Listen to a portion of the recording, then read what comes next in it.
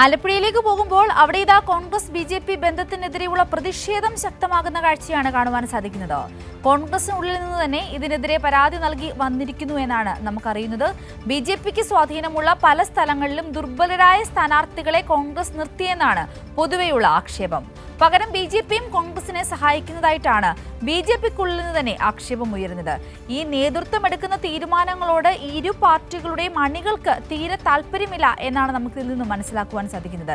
Seat നേടുക, അതിനെ ആരുമായും എങ്ങനെയും കൂട്ടുകൂടുക എന്ന ലക്ഷ്യത്തിലേക്ക് കോൺഗ്രസിന്റെയും ബി.ജെ.പിയുടെയും നേതൃത്വം മുന്നോട്ട് പോകുമ്പോൾ ആ നേതൃത്വത്തിനോടൊപ്പം സഞ്ചരിക്കുന്ന മനസ്സല്ല ഇരു പാർട്ടികളുടെയും അണികളുടെ സാധാരണക്കാരായ പ്രവർത്തകരുടേത് എന്നാണ് ഈ പ്രതിഷേധത്തിൽ നിന്നും നമുക്ക് മനസ്സിലാകുന്നത്.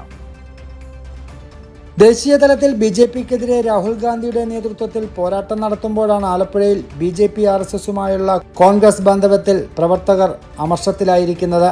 താൽക്കാലിക ലാഭം ലക്ഷ്യമാക്കി ബി.ജെ.പി. ബന്ധം സ്ഥാപിക്കുന്നവർക്ക് നേരെ പരാതി നൽകാൻ ഒരുങ്ങുകയാണിവർ. UDF ഘടകകക്ഷിയായ മുസ്ലിം ലീഗിനും ശക്തമായ എതിർപ്പാണുള്ളത്.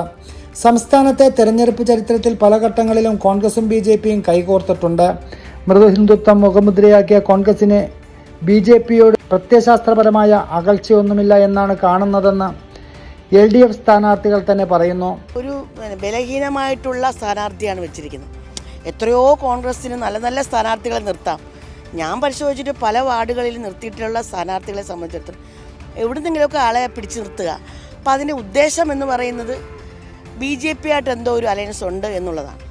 അതാണ് പൊതുവെ പറയുന്നത്. ബി.ജെ.പി. പേരിന് മാത്രം ദുർബലരായ സ്ഥാനാർത്ഥികളെ നിർത്തിയാലും UDFനെ സഹായിക്കുന്നുണ്ട്.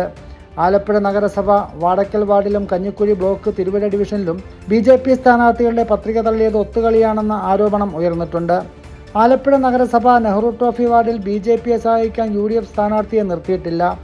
ചേർത്തല നഗരസഭയിൽ 10, 25, 29 വാർഡുകൾ, തൈക്കാട്ടുശ്ശേരി ബ്ലോക്ക് പഞ്ചായത്ത് വാഴത്തറവെളി ഡിവിഷൻ, പട്ടണക്കാട് പഞ്ചായത്തിൽ 2, 7, 8, 9, 10, 12 വാർഡുകൾ, വയലാർ പഞ്ചായത്തിൽ 13, 16 വാർഡുകൾ, മുട്ടാർ പഞ്ചായത്തിൽ 3, 5, 7, 8, 10 വാർഡുകൾ തുടങ്ങി നിരവധി വാർഡുകളിലാണ് ജില്ലയിൽ ഇത്തരത്തിൽ ഇരുവരും തമ്മിലുള്ള സഖ്യം രൂപപ്പെട്ടിട്ടുള്ളത്.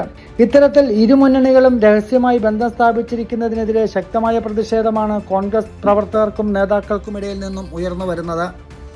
ഷാജഹാൻ, കൈരളി ന്യൂസ്, ആലപ്പുഴ.